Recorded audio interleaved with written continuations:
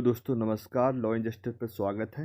मैं हूं संतोष। आज इस वीडियो में लीगल इंग्लिश सीरीज का पार्ट 2 डिस्कस करेंगे, जिसमें सिनोनिम्स और एंटोनिम्स एवं कुछ आइडियम फ्रेजेज बताई गई हैं, इनको डिस्कस करेंगे। और अगर ये वीडियो आपको पसंद आता है तो दोस्तों में शेयर, लाइक और हमारे चैनल को सब्सक्राइब कीजिए।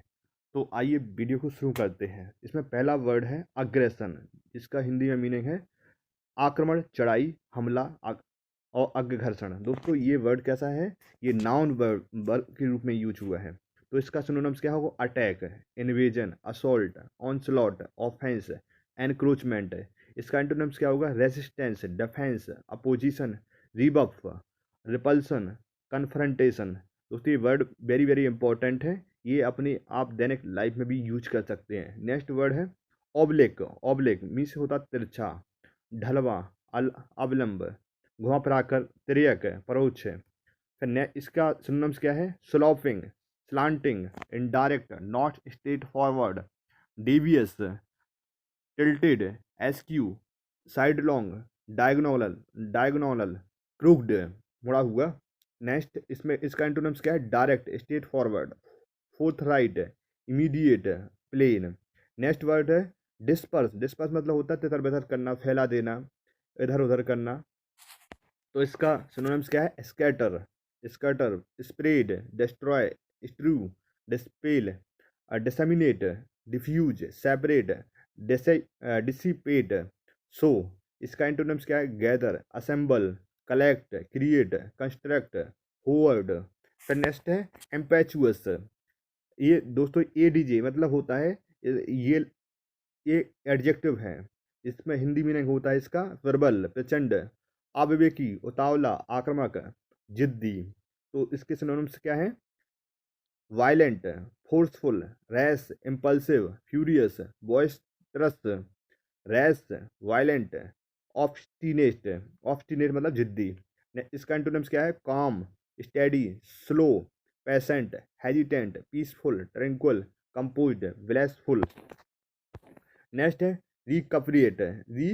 रिक्यूपरिएट मतलब होता है ठीक हो जाना। ये वर्ब है दोस्तों। इसका ठीक हो जाना, इसका मीनिंग है ठीक हो जाना, पुनः स्वास्थ्य हो जाना, फिर प्राप्त करना, सुधारना, सुधरना। तो इसका सिनोनिम्स है recover, be healthy again, get back, convalesce, convalesce, get better, get well, improve, mend, heal, ameliorate. इसका एंटोनिम्स क्या है? Decline, deteriorate, decrease, sink, fall, fail, languish, decay, waste away, waste away, degenerate, lessen, diminish. Next word है atrocity मतलब अत्याचार, क्रूरता, शैतानी, निशंसता, पाशविकता।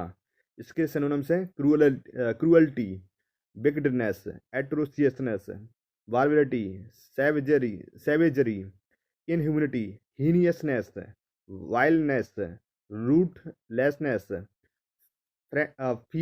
फेंडीनेस, outrage, brutality, brutality, horror, crime. Antonym है नोबलिटी, नोबलनेस, dignity, humanity, humour, goodness, virtue, integrity, greatness, grandeur, aristocracy. इस next word है ruffian, RUFFIAN, Rafiyan मतलब होता है गुंडा, लफंगा, हत्यारा, डाकू, बदमाश, उजड्ड व्यक्ति, खलनायक। तो सिनोनिम्स है इसके brutal person, lawless person, hoodlum, hoodlum, killer, gangster, thug, bully, rowdy, tough, mugger, rascal, desperado, roughness, sorry roughneck, villain. Antonym है saviour, redeemer, uplifter, virtuous man, honest man, benefactor, philanthropist. Next word है salvage. Salvage मतलब नुकसान से बचाना। ये verb है दोस्तों। Word नुकसान से बचाना, आग से बचाना, उबारना, उतारना, माल निकाल लेना, माल बचाना।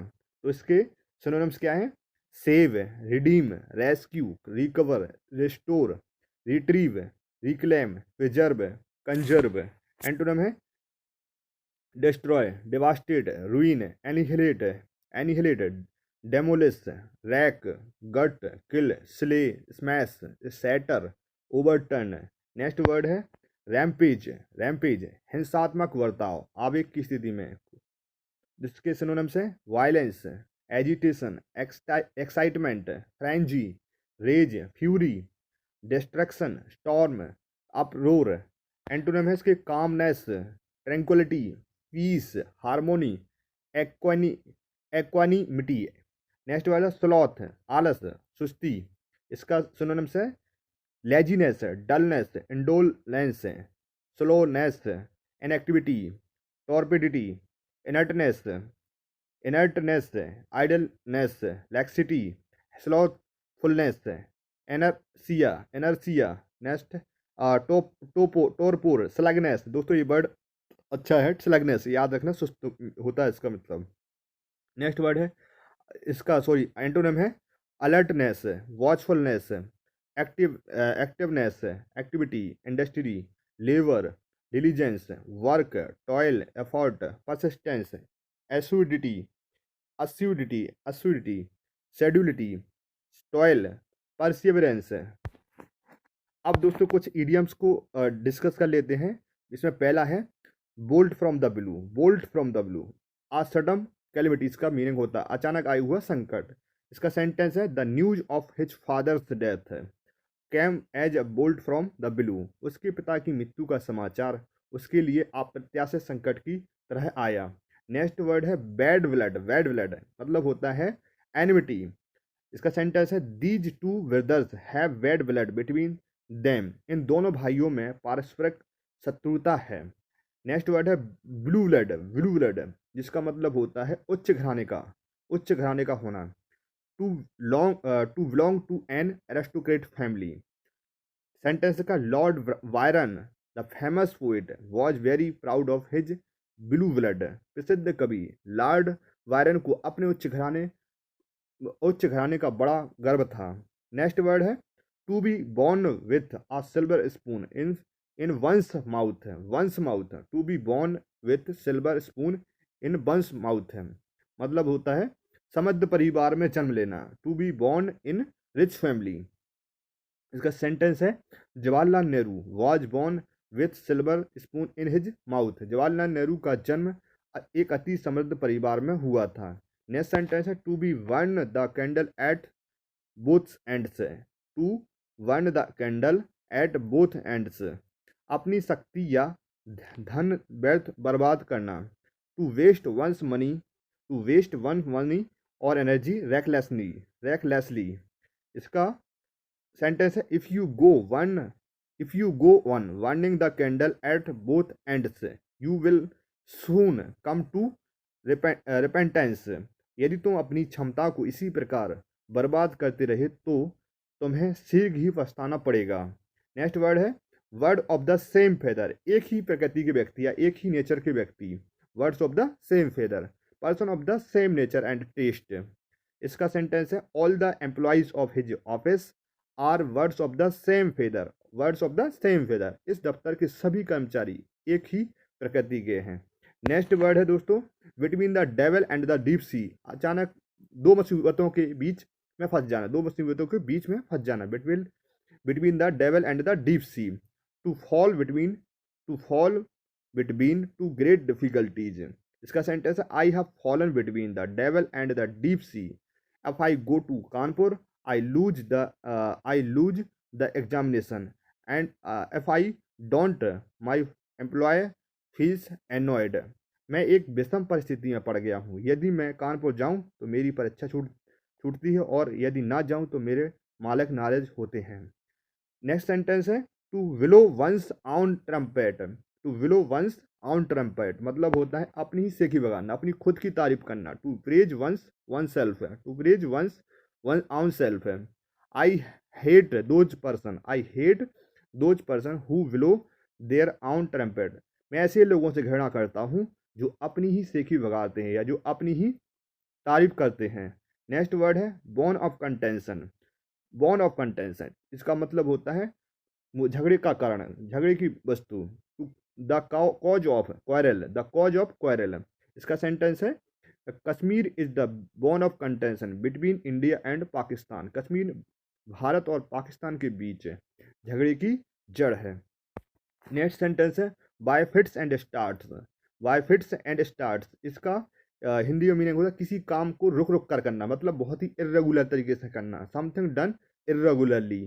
तो इसका सेंटेंस है you can never finish the work in time if you proceed bye fits and starts. यदि तुम रुक रुक कर काम करोगे तो कभी भी काम को पूरा नहीं कर पाओगे। नेक्स्ट सेंटेंस है ब्लैक सी, ब्लैक सीप। ब्लैक सीप, इसका मतलब होता है अनचाहा व्यक्ति या धोखेबाज व्यक्ति, undesirable person. Many police officer proved black सीप इन द मूवमेंट ऑफ 1942। 1942 के आंदोलन में बहुत से पुलिस अधिकारी धोखेबाज सिद्ध हुए।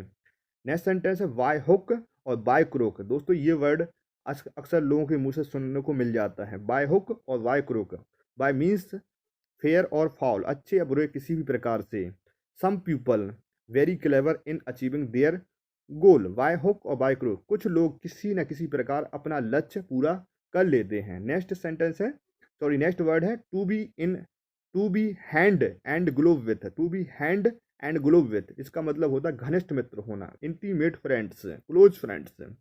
इसका सेंटेंस है Ramesh and Mohan are hand and glove with each other. Ramesh और मोहन दोनों घनिष्ठ मित्र हैं। रमेश और मोहन दोनों घनिष्ठ मित्र हैं। नेक्स्ट सेंटेंस है चाइल्ड्स प्ले। चाइल्ड्स प्ले मतलब बच्चों का खेल, बच्चों का काम। आ वेरी इजी टास्क मतलब होता है बहुत ही आसान काम, बहुत ही आसान काम। A very easy task. इसका सेंटेंस है it is not a child's play to get first division. It is not a child's play to get first division. यह प्रथम श्रेणी पाना बच्चों का खेल नहीं है। दोस्तों अगर ये वीडियो आपको पसंद आया हो तो इस वीडियो को लाइक कीजिए और दोस्तों में शेयर कीजिए। थैंक यू दोस्तों।